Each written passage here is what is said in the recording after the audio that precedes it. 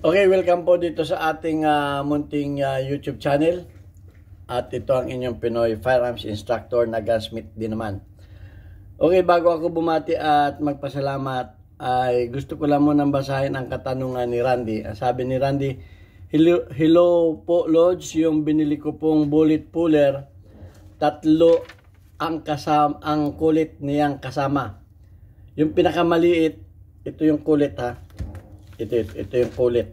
Yan. Tatlong ganito ang kasama. Yung pinakamaliit na butas, 22 lang ang hindi niya kaya. Na mas maliit po ba na kulit.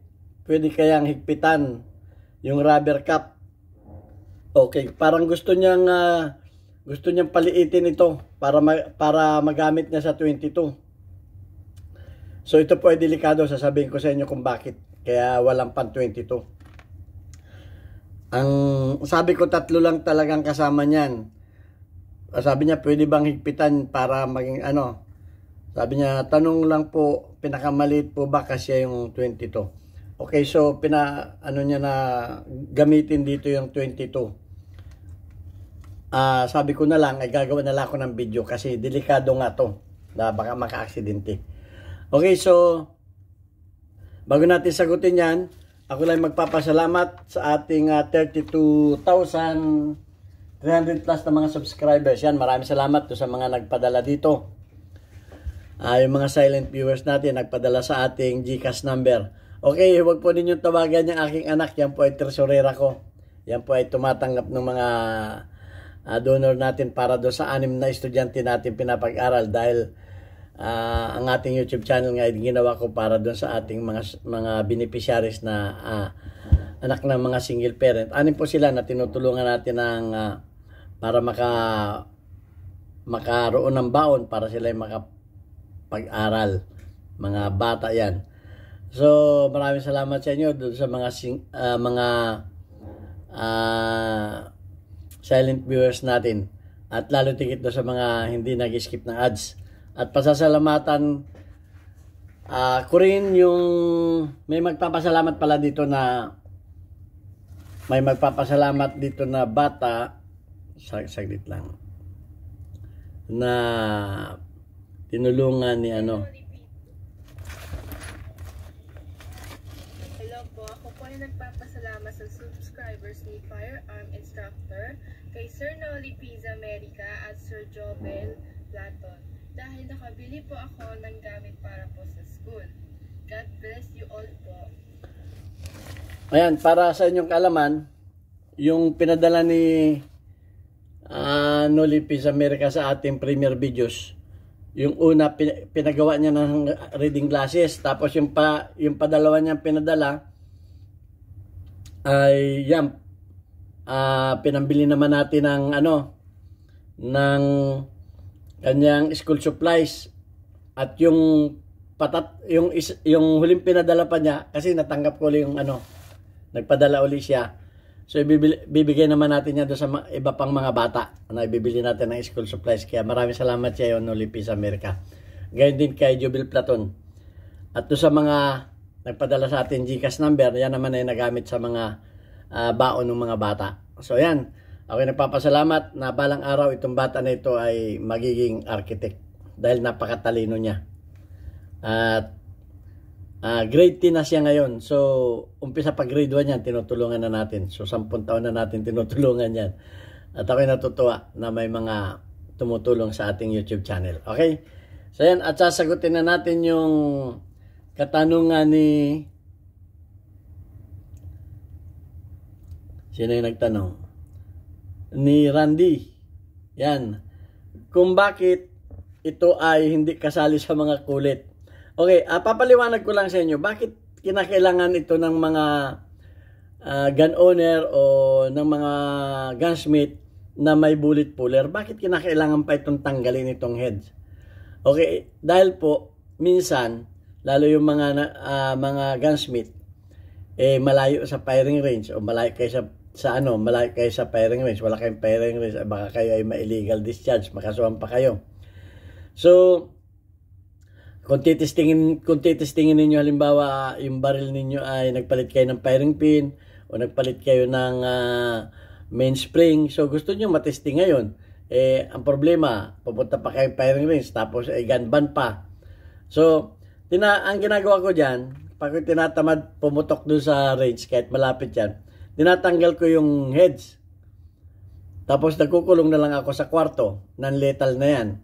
Dahil hindi na makaka-accident yan, wala nang hits yan. Ang papuputokin lang yan ay primer. So, matitesting ninyo ngayon kung pumuputok yung baril ninyo. Dahil wala namang hits yan, hindi na delikado yan. Pero wag ninyong gagamitin sa pananakot. Yun lang. Pantesting lang talaga yan. So, kaya tinatanggal yan.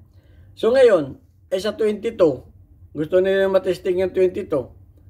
Kung paano, hindi nga matanggal dito bakit kaya hindi sinamahan yan? Kasi po, tandaan natin na ito ay rimfire. Rimfire ito. Wala itong primer sa gitna. Ang primer nito ay nasa gilid. Ngayon, kung gagawin natin ganito yan, siyempre, mapupwersa yung mapipipi itong oras na mapipi itong gilid ng kanyang ng kanyang shell, posible pang pumutok yan. At pag sumabog yan dito, ay delikado. Maaring yung kanyang empty shell dito, kaya lalabas dito yung empty shell niya, dahil nilagyan ko lang ito ng tape para hindi tumapon yung mga powder. Maaring yung empty shell niya tamaan pa kayo sa mata o saan kayo tamaan yan, dahil pagpalo niyan, hindi ninyo alam yan, at saka pwede sumabog din ito. So napakadelikado. Kaya hindi to isinalin 22 dito sa bullet puller. Ayan. Ang tanong, paano nga natin yan matatanggal? Wala pa, di pala kasali sa bullet puller. Gusto ko rin magtanggal niyan. Yun ang tanong. So, ituturo ko na rin sa inyo. Para kakape muna tayo. Para malaman din ninyo. Madali lang naman magtanggal nito. Hindi ito delikado. Delikado nga lang ito gamitin dito. Hindi ito delikadong hawak-hawakan ninyo. Wag lamang talaga ninyong pupukpukin o kakantiin itong bala na to. Sensitive po yung na yan. Pag yan ay pinalo ninyo dito sa gilid, puputok yan. Halimbawa, paluin ninyo dito yan, puputok yan. Dahil yan ay rimfire nga.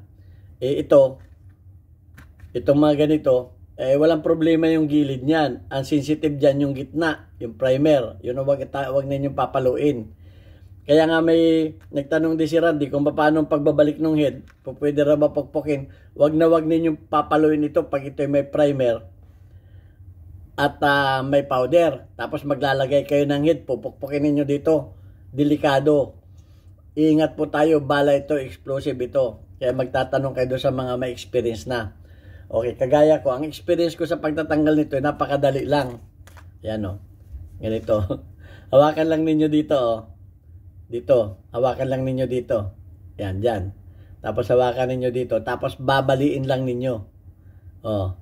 Huwag ninyo gagamitan ng martilyo. Babaliin lang ninyo pag ganon. Tapos pag hindi ninyo matanggal lang, ibabalik lang ninyo. Pag halimbawa, nabalikot ng ganyan, Ayan, na ganyan na. Sa kabila naman. Ibabalik lang ninyo kabila. Ganon. At yan ay matatanggal na, Ayan, Tanggal na. Hindi kayo gumamit ng martilyo. Hindi kayo gumamit ng ano pa man pamalo. Shape na shape. Makukuha na ninyo yung powder niyan. Yan yung powder niya. Ayan ang powder niya, Ayun ang powder niya, Marami rin ang powder ng 22 dahil ang 22 ay magaan ang head. Tandaan niyo pag magaan ang head, mas madaming powder yan. Halos kadami na nga ng powder ng 45 yan Okay, hindi ko lang natimbang. Yun. Kaya nga ito sa 1 mile, 1 kilometer, ito ay delikado pa ito lalo pag sa mga rifle. Nakalagay yan, mababasa ninyo sa sa kanyang mga cartridge na ganito, mababasa ninyo yan. Delikado pa yan. Huwag ninyong babasta-bastahin ang 22, apakalit nito, pero malayo ang nararating yan dahil nga magaan ang head. So yun lang. Kung paano magtanggal niyan. At tama yun.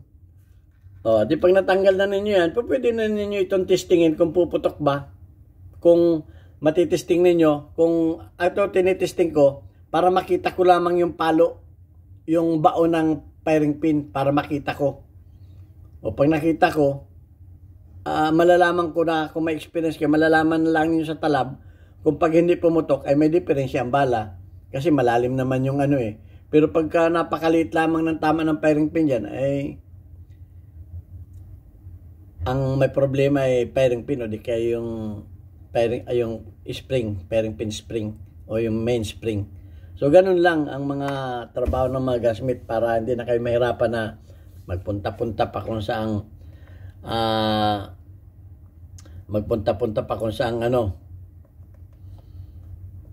firing range. So mahirapan kayo. So babasahin ko lang ngayon yung ating community spotlight. Okay, papahabol ko lang para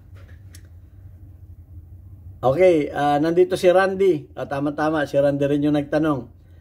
Dahil ito si Randy, talaga ito bilib ako dito sa tao. Gustong matuto talaga pala tanong. Kasi yung iba naman kasi, disclaimer doon sa iba, kung marami silang baril, akala nila, sila na yung pinakamagaling.